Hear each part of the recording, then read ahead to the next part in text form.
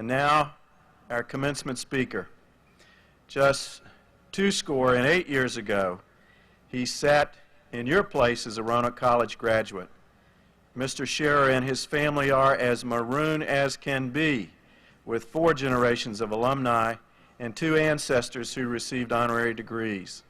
Our commencement speaker graduated with honors in history and philosophy himself. He was an active student involved in athletics, student government, and he won the Granville P. Meade Award for the graduate with the greatest service to the world potential. John has lived up to that award and recognition. He founded the Scherer Leadership Center and focuses on leadership seminars, team development, organizational change, conflict resolution, and executive coaching. He works with clients across the country and across the world, and in fact is returning to Roanoke directly from Poland, where he's been on an extended assignment. Mr. Scherer's latest bestseller is 5 Questions That Change Everything, Life Lessons at Work, and it focuses on how people can take lessons from their life experiences into their daily life. What a perfect background to have for you today, our graduates. And I can tell you from my correspondence with Mr. Scherer over the past few weeks that he is extremely excited about being with you here today. Please join me in welcoming to the podium John Jacob Scherer IV. Thank you. What a great privilege to be here with you. President Maxey, Dean Smith, faculty and staff, thanks for the invitation. But today is your day, class 2010. You're very quiet. I don't know what's happening here. I told the president after the presentations made by your fellow students, I don't need to say anything. Quite extraordinary. Many of you don't realize this, but it's a little early for you, but do you know the definition of a midlife crisis? A midlife crisis is when you get to the top rung of your ladder only to realize that you leaned it against the wrong wall. Now I'm going to take the few minutes I have with you here to do absolutely everything I can to help you lean your ladder against the right wall. First of all, I hope you never in your life have a job. Here's why. The word job comes from the Old English word gob, G-O-B-B-E, because back in the old days you were paid by the lump of something.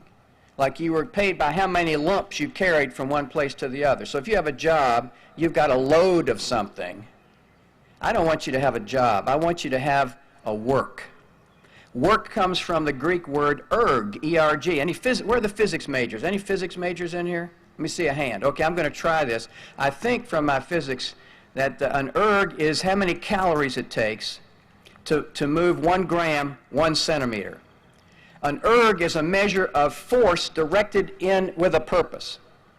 So quit your job and find your work, even if it's in the same place. Don't ever, ever have a job. Always, always have a work.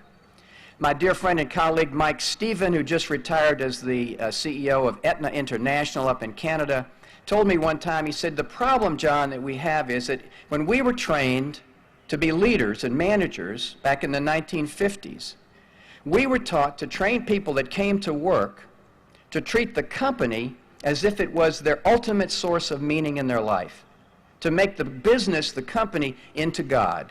He said, the problem is we succeeded. Because now when you take away someone's job, they're devastated because they have equated their life with their job. Please, please, don't ever have a job. My older son, who's a rock musician, he's also a website designer, but that just funds his music habit, one time said to me, Dad, I don't think people have careers anymore. He said, what I think they have is a series of gigs. I think that's beautiful. You're going to have a series of gigs. Some of you may have careers, but most of you are going to have a series of gigs. You're going to have to find some thread to string these gigs together, some greater purpose, some kind of backbone or spine to put these gigs together. And I've got a suggestion for you. Why not turn the workplace, wherever you're going, into a classroom for your own higher development. Think of when you walk in the door to work or when you wake up in the morning and boot up, right? When you wake up and some of you boot, do you boot up in the morning? I hope so. Some of you, when you boot up in the morning, what comes on? Why not take that attitude into your workplace and see the people that are there as your faculty? The curriculum is just all the stuff that happens to you during the day. It's a perfect place to practice and grow and develop into who you were created to be, which is why we're here in the first place, I think. There will be homework, but this is work that takes you home. My point is, you don't need to change yourself, ever. You need to come home to yourself, and that changes everything. You want to come home to yourself? I suggest trying on these 5 questions. First question is, what confronts you? What confronts you? If you are in the jungle and a tiger comes up on you, the people that I've talked to who live there say, what's the human instinct to do? What would the human instinct to do if a tiger came upon you suddenly in the jungle? Run. Great. When you run, 16 million years of evolutionary wisdom kicks in. The tiger's brain sees that small, slow figure trying to run away, the yummy one with the crunchy center, and the tiger's brain says what? Lunch, exactly. The tiger cannot stop itself. It is hardwired to attack and kill a small, slow figure running away. If you have a kitten, for instance, and you pull a string 10 times in front of that kitten, how many times out of 10 will it try to grab the string? 10 times. It's hardwired. So if a tiger is facing you and you run away, your chances are 0. But the people who live there tell me, if you turn and face the tiger, now he may still eat you. This is not a magic story here. Okay. But they say he'll stop and think about it. Now this may seem like a trivial thing to you, but if your chances are 0 if you run, we're the math majors, if you face it, what are your chances? Well, something greater than 0, okay? If it's 1 in a million, I'm there. I'll take it, okay? So where are the tigers in your life? What confronts you? It might be a conversation you've been putting off, a decision you need to make. It might be as simple as sitting here, this moment confronting you. Second question, what are you bringing to this confrontation with this moment? What are you bringing to this moment? Hopes, fears, predictions, history with this person, history with this kind of situation. What are you bringing to the situation? You're also bringing, I want to point out, a cloud of witnesses with you. Mine included Dr. H. Sherman Oberle, president of Roanoke College, who gave a chance for a college education to what was called in those days an underachiever in high school. My big brother Frank Vest, who gave encouragement to a scared freshman on the first day I walked in the ad building over there. Dean Sutton, who gave a reluctant student a well-deserved kick in the swim team coach Francis Ramser, Coach Ramser, unbelievable, who taught me about discipline and courage, convincing me to swim the 200 butterfly, the 200 individual medley in my senior year, to even dive. I don't know how she did it. You know, if you met Coach Ramser, she was built like a football player. We were all terrified of her. And she had this voice like a Marine drill sergeant. Swim, swim, kick, kick, kick! And in that little pool over there, it was quite extraordinary. And I swam the butterfly, so what I heard was blah, blah, blah, blah, blah. Felt sorry for the breaststrokers, they just heard the whole thing. Finally, Homer Bast, who became a transformational presence and a lifelong friend. Look around you. These people are now in your cloud of witnesses. In fact, everything that you have ever done, everyone that you have ever met, every moment you have ever had has brought you to this place. My pop, after 4 generations of Lutheran ministers, decided to be an alcoholic newspaper man, which was a blessing in disguise. It broke the chain, gave me a fighting chance. I wanted my pop so much to not be an alcoholic, but you know what? If he had stopped drinking when I was 9 or 10 years old, as happy as that would have made me, I would probably not be standing here in front of you doing this. My failure to transform my pop's life has driven me to transform every life I can get my hands on. Everything that happens to you contributes to your being who you are right now. First question, what confronts me? Second question, what am I bringing? Third question, what is running you? I don't mean what motivates you. How are you like a hamster in the wheel right now? What is it that has you on automatic and you don't even know it? Ram Dass, social psychologist, says when you were born, you were automatically enrolled in a somebody training program where everybody around you is training you to become somebody. Not just any somebody, but a particular kind of somebody who had a chance of surviving in the world. By the time you were 5 or 6 years old, you figured out what the game was. You figured out who you needed to be and who you were not supposed to be in order to make it through this life. You now have a kind of an operating system that's on automatic. You're on autopilot and sometimes don't realize it. So, first question, what confronts me? Second question, what am I bringing? Third question, what's running me? The fourth question, very, very important, what is calling you? What is calling you from inside? What are those bone-deep gifts? What are you really good at? My son, David Scherer, who's here, taught me this question. What are you really good at that you never learned? Never read a book about it, never went to a seminar, never were taught how to do. You've just been good at it ever since you can remember. What are those things inside of you that must be expressed into whatever work you have, into whatever life you have? What's calling you from inside? And secondly, what's calling you from outside? What's the difference that you want to make in the world? What is the problem or the situation in the world that you are a unique response to? Frederick Buechner has a great quote here. Vocation is what happens where your deep gladness and the world's deep hunger meet. Last question. What will unleash me?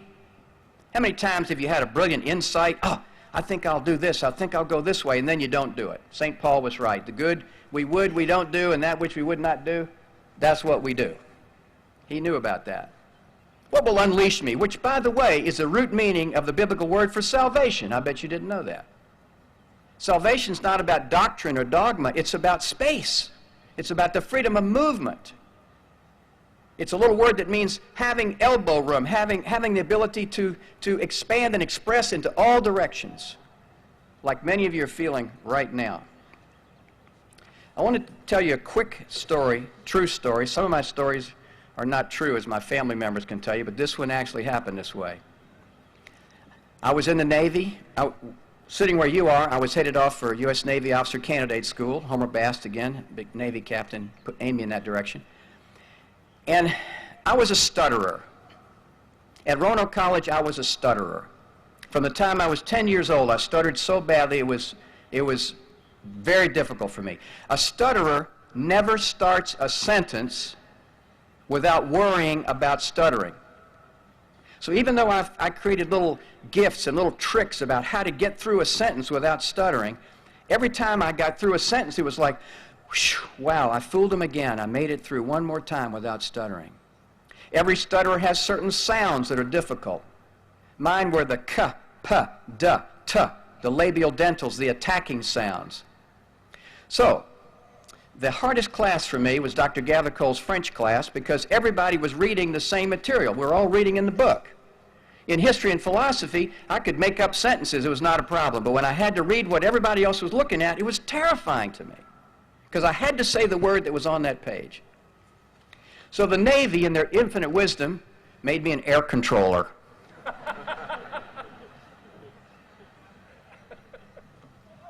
God has a sense of humor. Let's see what he does with this one. One day, I was on a destroyer out in the middle of the Atlantic Ocean. I'm on duty in combat, and the radio comes on, and his voice, as deep as God, says, oh, by the way, I got on my ship. My first question is, what's our call sign? And they said, hermit. And I said, thank you, God, because I could say the word hermit, no problem. Then we got assigned to the USS Enterprise, and her call sign was climax. Oh, my goodness. You couldn't have figured a harder word for me, so I would do, climax, this is Hermit, over. Climax, this, I had to do these tricks again. One night I was in CIC, this voice comes over the radio and says, Hermit, this is Climax himself, over. This is the captain of the USS Enterprise, the biggest warship on the planet. He has 4 of these and a whole rack of ribbons. I have 1 of these and a name tag. And he says, Hermit, we just lost a Foxtrot 4, F-4 Phantom jet out your way. He said, I hereby designate you search and rescue coordinator. Go find our boys, Hermit. 2 men in the water out there. I call the bridge. The captain comes down. The XO comes into CIC. And the captain says, Mr. Scherer, can you do this? Now, there's only one right answer to that question. You don't say, I'm a stutterer. I can't do this. Not in the Navy, you don't. I said, yes, sir. No problem. My heart's pounding in my chest. So Enterprise starts launching all of her planes, coming to find these 2 guys in the water. And I'm there on the radio, and here they come. Climax, this is Hermit. Hermit, this is Climax 2-3. I got 2-5 and 2-6. Request instructions, over. Hermit, this is Climax 5-0. I got 6-1 and 6-5. Request instructions, over. And suddenly I have 10, 15 airplanes on my radar scope, all wanting instructions for me to go find these 2 guys in the water, and I have to keep talking. After several hours on the scope, for the first time in my life, I had this lightning insight and awareness that for the first time in my memory, not only was I not stuttering, but what do you imagine? Hadn't even thought about stuttering. Why? Because there's 2 guys in the water out there, John Scherer, and if you don't get your act together, they are going to die. Something about those 2 guys in the water called me out of myself, called me into a bigger, higher, broader, deeper John Scherer. We found the guy in the back seat didn't make it out. We found the pilot eventually. We went over there to render assistance. The helicopter is hovering about as far away as the chapel over there, the old chapel. And the pilot's coming out of the water. And the captain said he wants to know who the air controller was. So I salute him like this. He was a lieutenant commander. He's about 6 feet out of the water. He looks right at me and salutes me back. I go around to the port side. There's nobody over there. And I just began to weep with joy. And I thought, I want to be that young man, whoever that was, on that radio. I want to be him. That's what it means to be unleashed. When you get over yourself in service to something greater than who you are. You were trained, as I was trained, that life works like this. Do whatever you have to do. This is what you're going to face when you get into the workplace, okay? Here's the game. I call it the default deferred life plan. Do whatever you have to do. Sacrifice your health, your mental, your family, your whatever you have. Do whatever you have to do in order to have stuff. And as soon as you have enough stuff, then you get to be whatever, happy, fulfilled, at peace. There's only one tiny flaw in that program. It doesn't work. Because you never have enough to be at peace. So I'm going to propose something to radical flip it here. Start with who you are. Let what you do be an expression of who you are. And then you'll get whatever you get from the world, but that's just feedback. Who cares? I came in the house one day when my younger son, Asa, was playing the piano, extraordinary piano player, playing this Rachmaninoff piece. And I stood with his little small house, big grand piano, took up the whole living room. And I stood in the back door, couldn't see Asa, he was on the other side of the wall, but the whole house was like reverberating like this, just reverberating. And I realized, as I stood there, that the house was not reverberating with the piano. The house was not reverberating with Rachmaninoff. The house was reverberating with Asa. Asa was filling the house. That piano just sits there. Rachmaninoff is just little dots on a piece of paper until he puts his hands on that keyboard and then the music happens. You're going to work somewhere. Your name's going to be in an organization chart somewhere. That's just your piano. The music happens when you put your name inside that box. It'll be different. Anybody else puts their name in that box. My daughter Emma has been dancing since she was born. She doesn't dance to impress you. She wouldn't be dancing to get feedback. She's dancing because she's Emma. Emma dances. My son David, who's here, is a hip-hop rapper. He says, Dad, I'm a white Lutheran bilingual rapper. He says, I have no competition whatsoever. we were talking last night, and I said, you're 32 years old, 33. I said, how long are you going to be doing this? He said, well, I can't imagine being a 50-year-old rapper, he said. But he said, you know what? I'm going to keep doing what I'm doing right now as long as it's right for me. And here's why. I'm going to go back to my roots now, the creation story in the book of Genesis. I'm going to paraphrase here from the Hebrew. One place it says something, oh, now, by the way, when indigenous people, storytellers, tell stories, they always start by saying, now, I don't know if it happened exactly this way, but the story is true.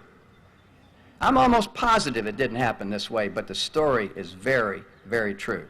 One place it says, the Lord created the oceans and looked and saw that it was, what? Saw that it was good. Got some Lutherans here. Saw that it was good. That is a terrible translation of that word. The word is tov, T-O-V.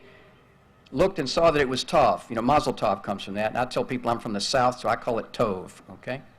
Here's a better translation. The Lord created the oceans and then looked and said, yes, yes, that's what I'm talking about.